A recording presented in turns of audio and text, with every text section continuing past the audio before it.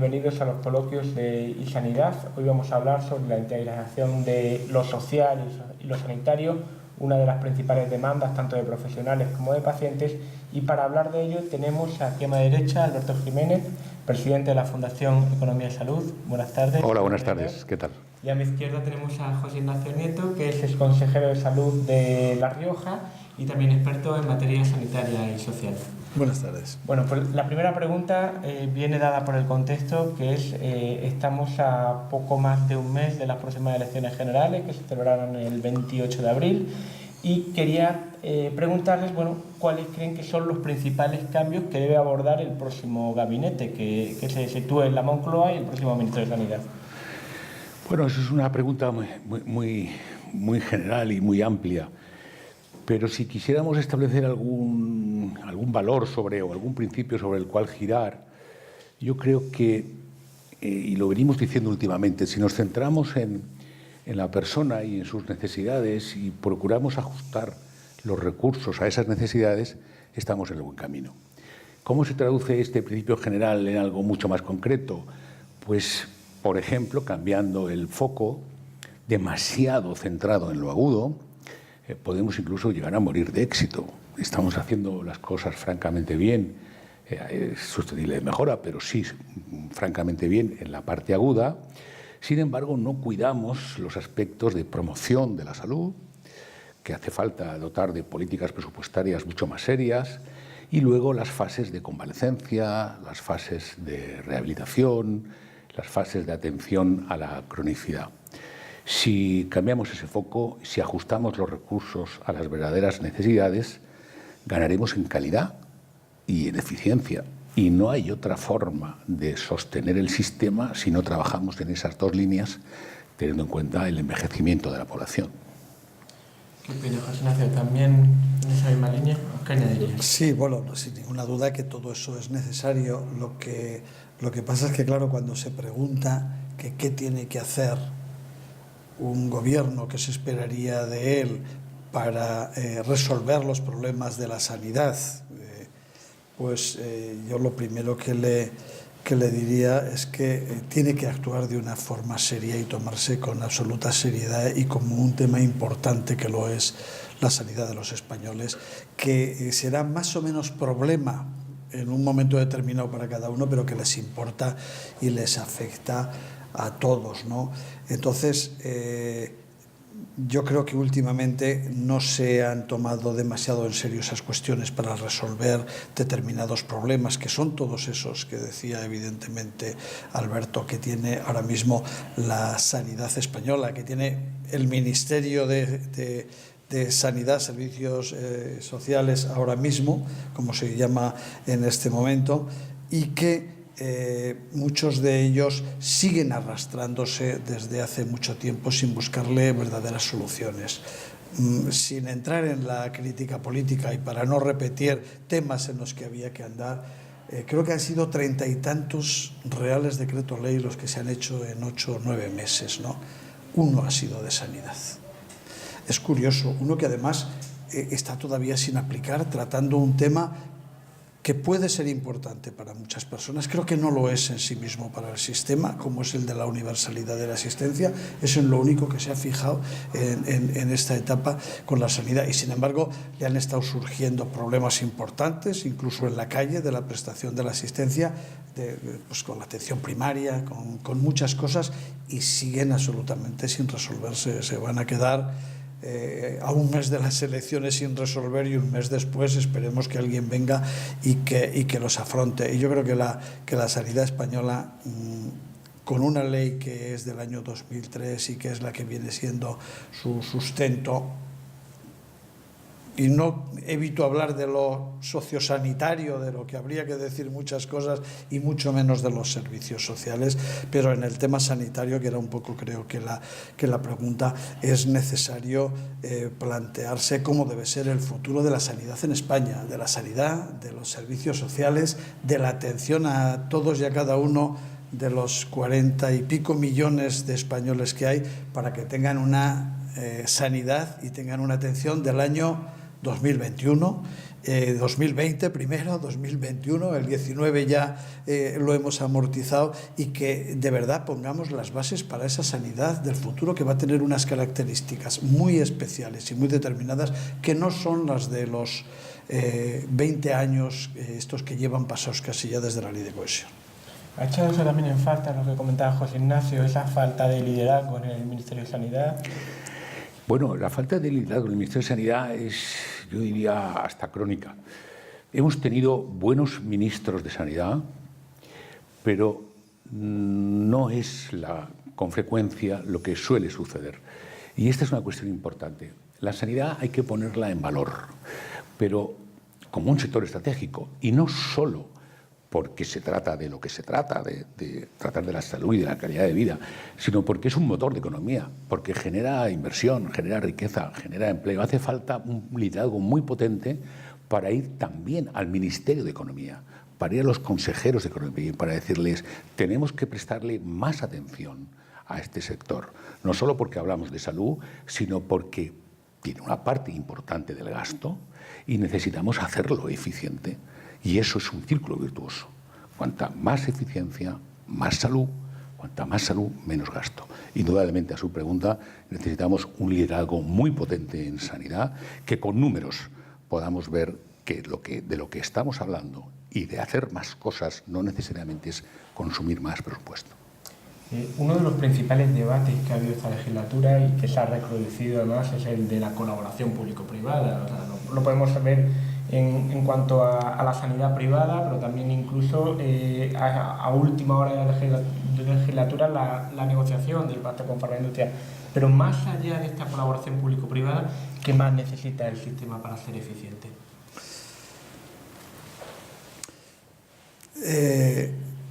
Yo creo que lo primero de todo,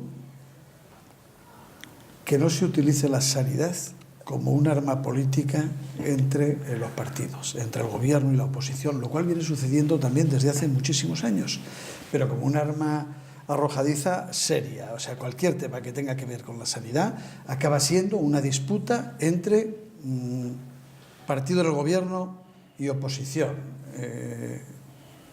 Bueno, ahora como hay más partidos, no sé cómo acabarían los bloques, porque parece que cada vez hay más opiniones en todo esto. Uno no encuentra a veces fácil hacer y qué opinan unos y otros en algunas cuestiones importantes de la utilización, de la mala utilización de los temas, no digo ni siquiera problemas, temas sanitarios en este ámbito.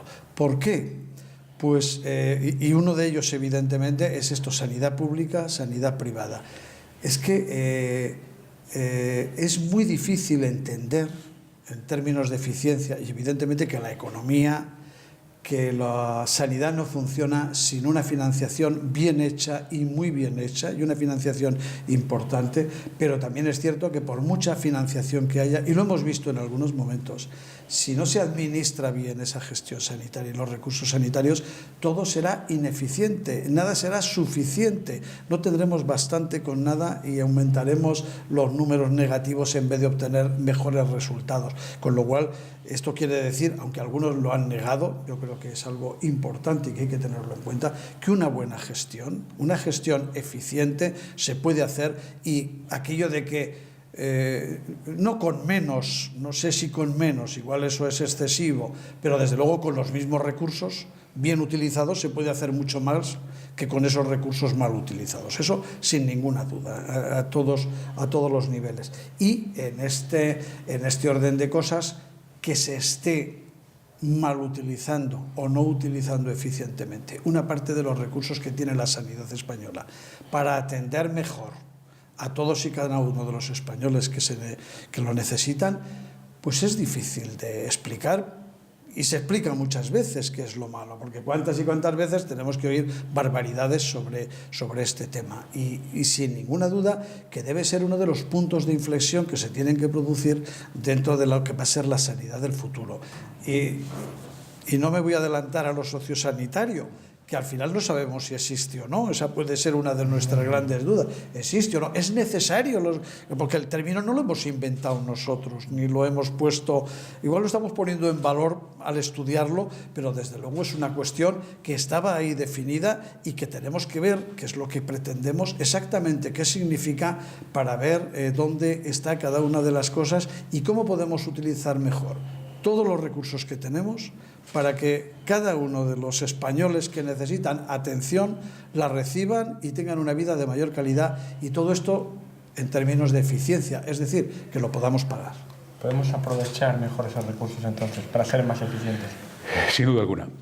Hay estudios, necesitamos hacerlos con más rigor, pero no nos equivocaríamos si podemos aventurar una cifra. Quizás somos ineficientes, y por adelantar una cifra, en torno a un 20%. ¿Qué quiere decir un 20%? Sobre 70.000 millones de euros son 15.000 millones de euros que no estamos gastando de forma eficiente. Vamos a hablar de medidas concretas. Miren, la cronicidad, la reagudización de las personas en situación crónica, pues está produciendo en torno a un 10 o un 15% de personas que vuelven a los hospitales. Si potenciamos la primaria y evitamos esas reagudizaciones, estamos evitando mucho dinero y procurando más salud. Hablamos de la historia clínica. Si la historia clínica, que es de cada uno y que por tanto la puedo llevar aquí en mi reloj, ante un problema, yo voy a cualquier médico de atención primaria porque me ha pillado fuera de mi sitio y ve mi historia clínica, seguramente se producirían menos errores de los que se producen. Nos cuestan, el último dato hablaban de cerca de 5.000 millones de euros por errores. Claro, un médico de atención primaria, si tiene todo el historial, seguramente va a tener más información, va a necesitar menos pruebas que hacer para ver el problema concreto. Y eso es una solución que es fácil que podamos implantar, si existe esa voluntad de hacerlo. ¿Qué hacen los crónicos en más de un 50% en los hospitales de agudos? ¿Por qué no establecemos y ajustamos los recursos? ¿Por qué no creamos hospitales de convalecencia o unidades de convalecencia y rehabilitación, sean públicas o sean privadas? Esas medidas son posibles y esas medidas son medidas que no gastan más, que atendemos y hacemos más cosas sin gastar más. Esto se puede hacer. Es cuestión de voluntad, es cuestión de liderazgo, es cuestión de un gran pacto que permita esto. Comentaba algunas prioridades como una atención primaria más eficiente, la implementación de la historia clínica digital. ¿Qué otras prioridades existen? Yo, siguiendo esa misma línea, creo que hay una cuestión que es fundamental en los próximos años, que es que nos demos cuenta de una vez que estamos en esta etapa que se llama de la sanidad digital. Ya no caben determinadas esperas ni determinadas cuestiones ni planteamientos en torno a este tema. Nos pilla seguramente un poco a pie cambiado, eso es cierto, pero el camino que se sigue en un futuro, el del 2020, yo lo decía antes, ¿no? Lo de señalar el 2020 no es una cuestión gratuita, pero se tienen que producir modificaciones y cambios muy importantes en esta materia porque nos van a arrastrar. Y sobre todo por una cosa, lo están pidiendo los ciudadanos, nos lo están pidiendo las personas, están pidiendo determinadas formas de hacer y de actuar para el futuro. Y no sé si nos estamos enterando bien. Se están enterando mucho mejor determinados sectores de la sanidad y los servicios a las personas en España que posiblemente las administraciones públicas. Se están enterando y están haciéndolo mucho más cercano. Pero ese camino es insoslayable, o sea, se va a producir sí o sí y no estamos preparados del todo. ¿Qué quiero decir con esto? Que hay que aprovechar las ocasiones. Es un momento importante donde se tiene que cambiar la forma de hacer de muchas cosas, la manera de actuar con las personas, de atenderles, y es un momento importante para hacerlo. ¿Cómo podemos entender en el 19, ni siquiera en el 20, que la historia clínica, la historia de salud de las personas incluida buena parte de la social que tenía que estar, no exista. No exista como tal, es muy parcial, está muy mediatizada, no circula por todo el sistema de salud, es muy complicado y es verdad, o sea, la historia social sigue habiendo teorías a este respecto, pero es de las personas, es de cada una de las personas. Son datos especialmente protegidos, son los que más ligados están con la persona, a ver de quién van a ser, quiero decir, sin entrar a discutir más artículos de la Ley de Protección de Datos o del reglamento o de las últimas normas europeas. Es de la persona.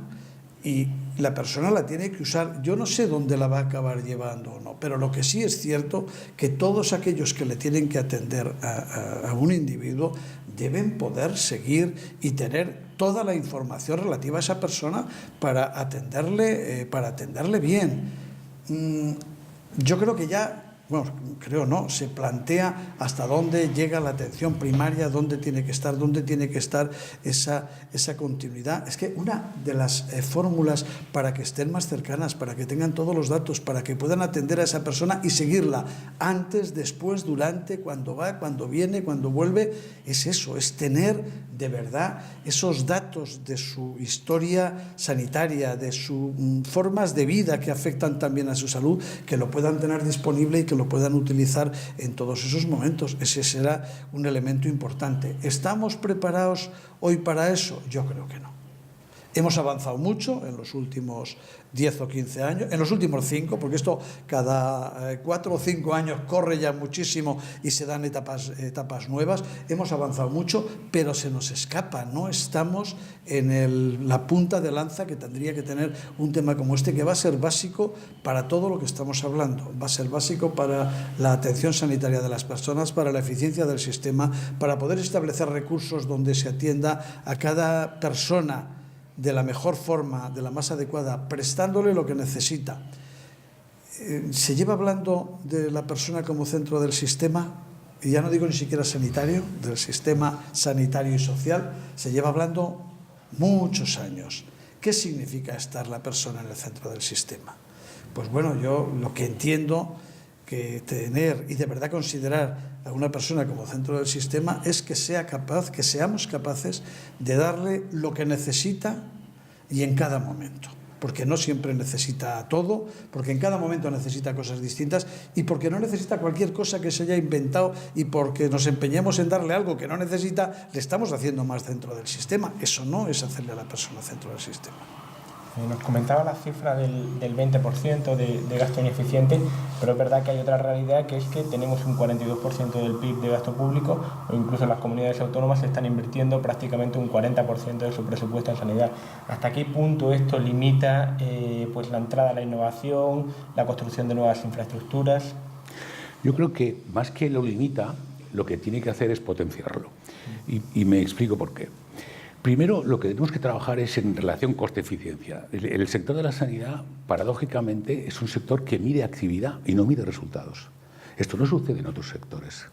Las personas, los gestores, los políticos, tengo más camas, tengo más presupuesto. No, se trata de qué hace usted con las camas y con los presupuestos. Por tanto, hay que ir a medir resultados en salud.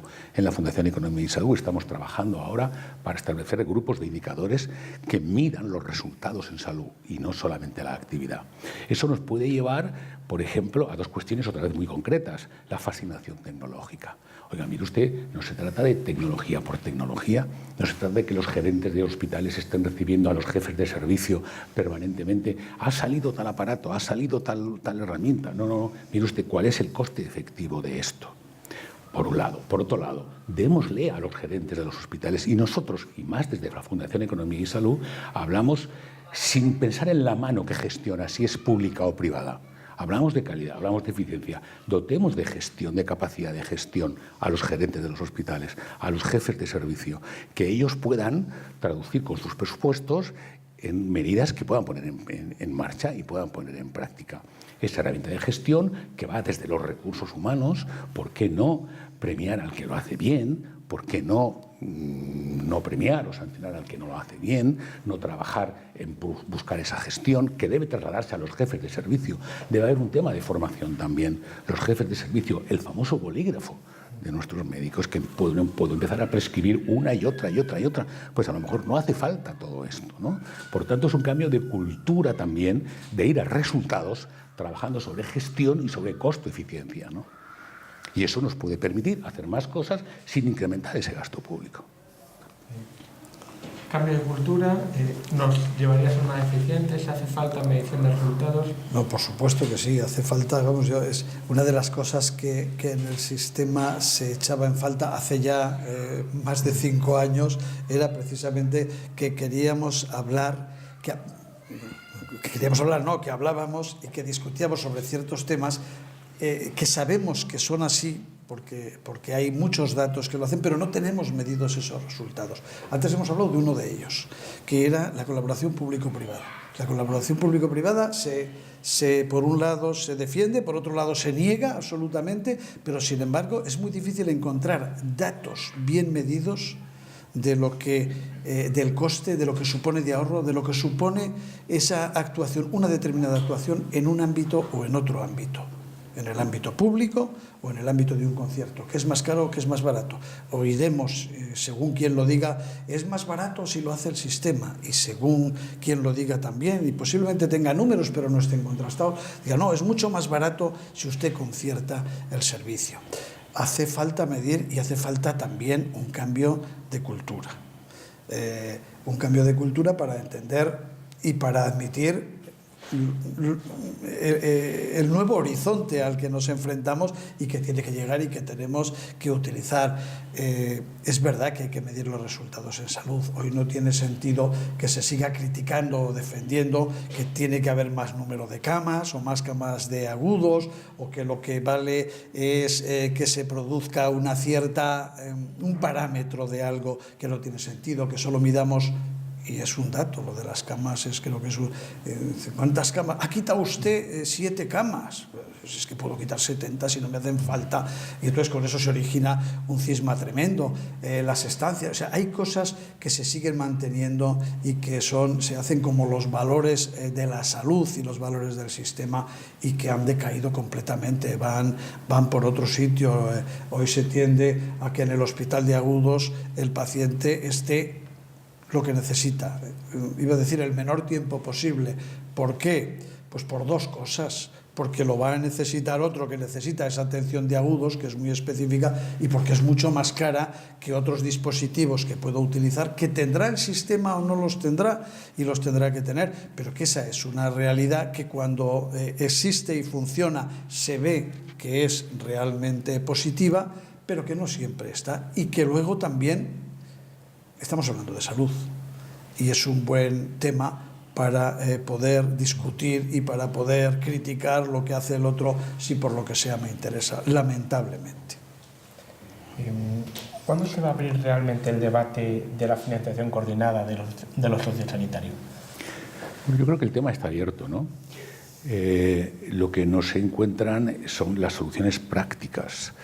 Parece que si nosotros nos guiamos por la Organización Mundial de la Salud, y si hablamos de salud no como ausencia de enfermedad, sino como calidad de vida, pues aquellas necesidades que contribuyen a una mejora de calidad de vida pueden estar más que coordinadas, integradas, de forma que al final, a través de un presupuesto único, pueda responderse a esas necesidades. Eso es lo ideal. Es verdad que tenemos dificultades, es verdad que el mundo social y el sanitario han discurrido por caminos diferentes. Existe una falta de cultura, una cultura diferente, encajes complicados. Esto hay que solucionarlo, sobre todo porque va en beneficio del paciente. No podemos estar discutiendo en una mesa, esto lo llevas tú, esto lo llevo yo, este es el presupuesto A, este es el presupuesto B, y el paciente mirándonos, y bueno, vale, pónganse de acuerdo, que yo necesito esta atención, ¿no? Esta es la realidad, la verdadera realidad, y esto lo admite todo el mundo. Como por ejemplo, estaba viendo José Ignacio, yo no diría más barata, es más coste efectiva la sanidad privada que la pública. Pues necesitamos transparencia, necesitamos datos, necesitamos saber, mire usted, qué cuesta una cama con estos servicios en un hospital público y en un hospital privado, pero no para establecer una polémica entre los dos, sino porque cada uno aprenda del otro lo que hace bien para mejorar.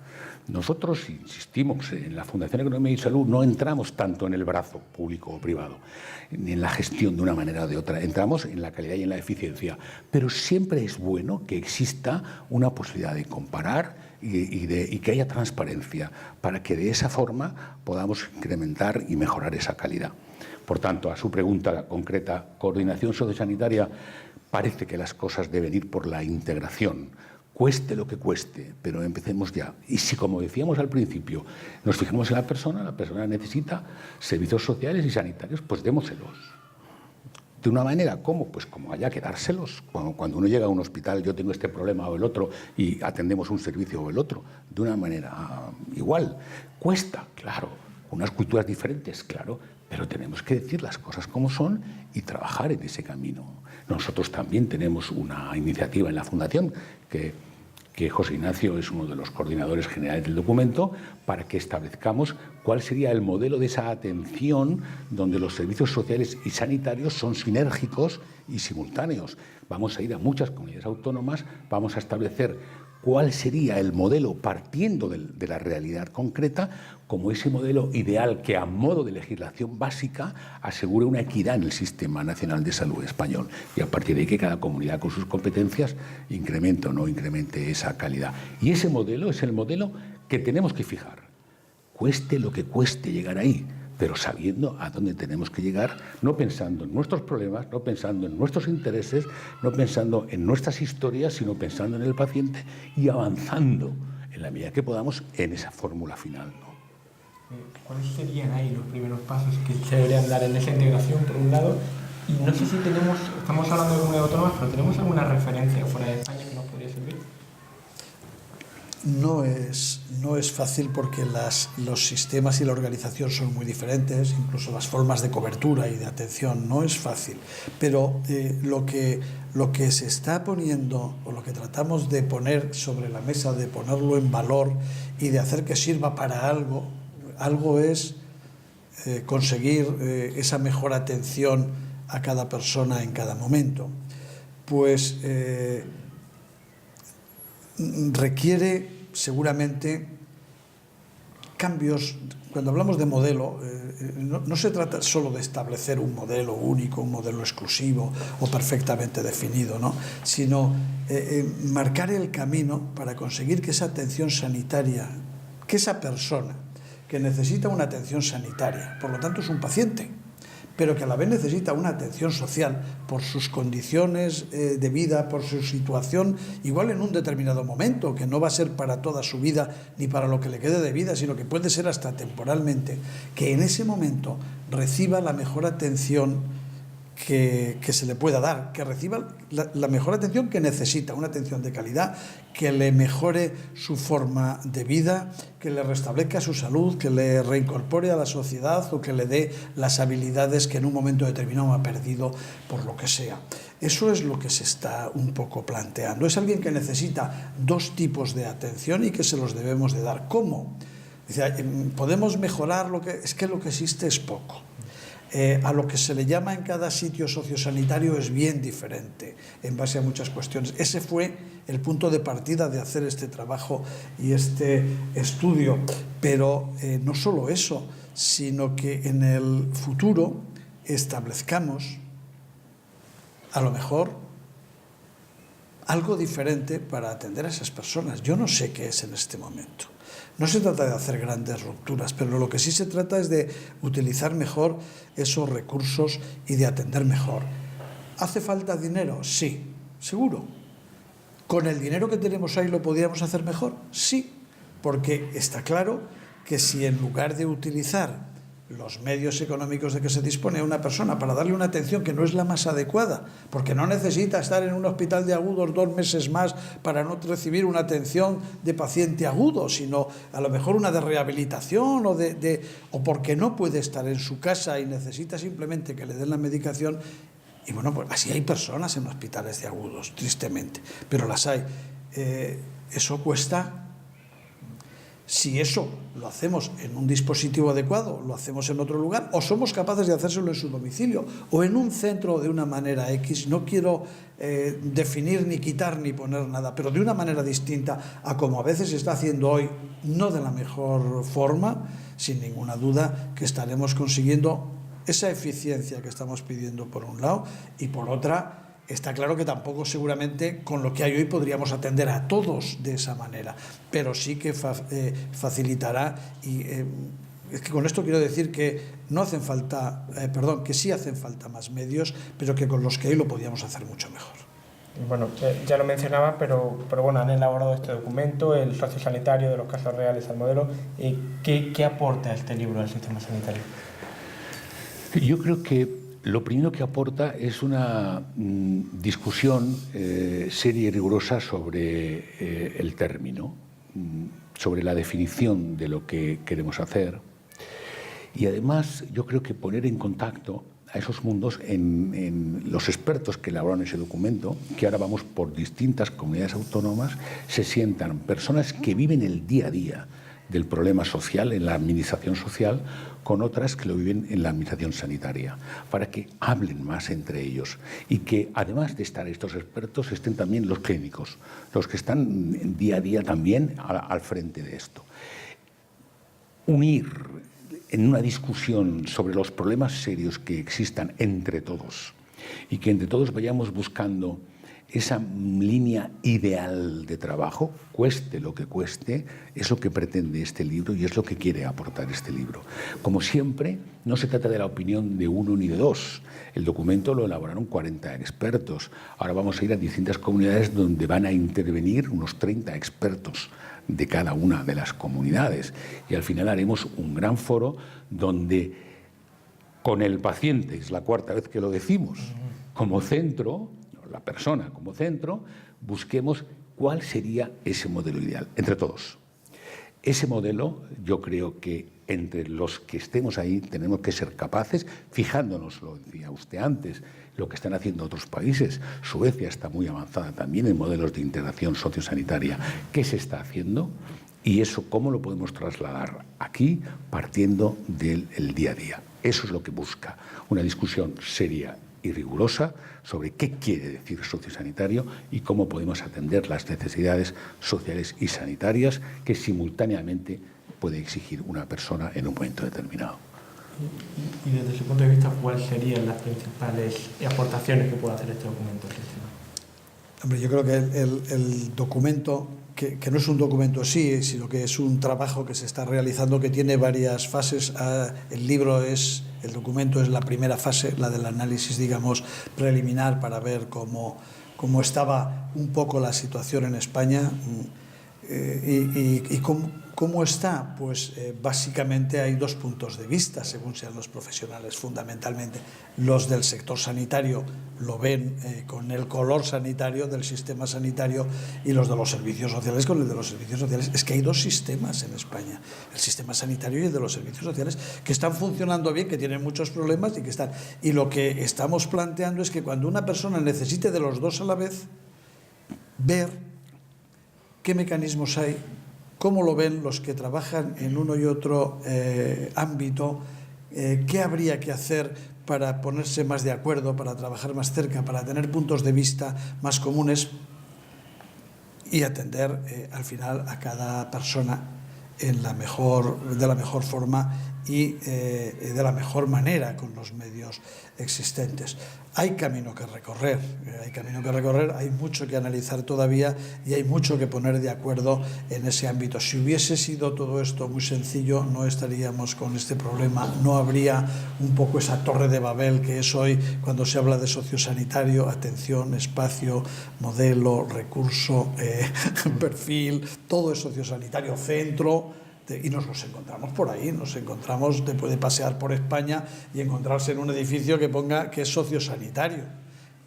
Si entramos a ver qué hay dentro, digo, hombre, esto más que sociosanitario es igual que aquel de allí que le pone otra cosa, ¿no? Para no entrar. Entonces, eso es lo que también nos ha hecho pensar y nos ha hecho ver en esta situación y comprobar que eso es una realidad existente, que hay un interés, porque al final todos los profesionales que están en este mundo se dan cuenta de que algo se podía hacer mejor, pero hay que dar los pasos para llevarlo a cabo, poner en común a los dos sectores, sean públicos o privados, sean sanitarios y sociales, y después también habrá que poner no solo a los profesionales, sino también a los poderes públicos, porque se aprecia que falta legislación, falta normativa, es decir, habría ese modelo, esa parte básica de la que se ha dicho que nos haría falta para que todo esto pueda salir adelante, también habrá que ponerlo. Hay un camino largo que realizar, esperemos que va a servir para algún resultado final positivo, porque esto está también de la mano y corre parejo a otras de las cuestiones que hemos hablado antes en este cambio que se tiene que producir. No estamos hablando de 6 meses, estamos hablando de un periodo que tampoco puede ser muy largo, porque si no volverá a pasar lo que tantas veces ha ocurrido, que estaremos hablando dentro de 10 o 15 años de los problemas del 2019 que eran los del 90 y así nos vamos viendo. Esperemos entonces que se pueda llevar a cabo esta reforma. Que sirva para algo, que haya alguien que se dé cuenta de verdad dónde está el camino para resolver ciertas cuestiones, que mire hacia adelante, hacia el futuro, que es fundamental, y que tenga la voluntad de arreglar algo en vez de discutir con el vecino, que al final no servirá para mucho y acabarán entrando por el mismo portal. Muy bien, pues hasta aquí nuestro debate. Muchas gracias, José Ignacio, muchas gracias, Alberto, y no olviden seguirnos en www.isanidad.com.